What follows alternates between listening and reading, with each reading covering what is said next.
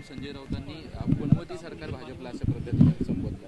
अहो, सर्वात मोठा चपटा पायाचा मुख्यमंत्री हा त्याचा मालकच होता. म्हणजे कोरोना आला काय, वादळं आली काय, हे काय, केवढी काय काय गोष्टी त्या 2.5 वर्षाच्या कारकिर्दीमध्ये म्हणजे लोकांना फक्त डायनोसॉरच दिसण्याचं बाकी होतं. बाकी उद्धव ठाकरेच्या कालावधीमध्ये सगळं दिसलेलं आहे. म्हणून चपटा पायाचा मुख्यमंत्री कशाला म्हणतात हे संजय राजाराम राऊतनी त्याच्या मालकाचा फोटो वगैरे बघितला ना त्याला चांगला दिसेल.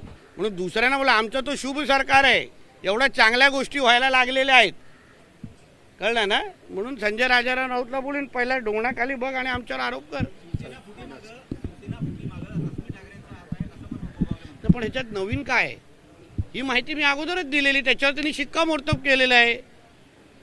जे जे उद्धव ठाकरेंचा कारभार ओळखतात त्यांना सगळ्यांना माहिती आहे वहिनींचा हस्तक्षेप किती असतो, काय असतो.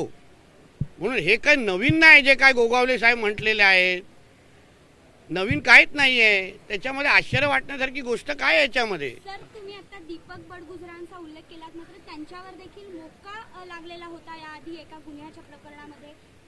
परत मी तुम्हाला सांगतो, हिंदुत्वाचे धागा घेऊन अगर आमच्याबरोबर कोणी येत असेल तर आम्ही त्याचं स्वागतच करणार.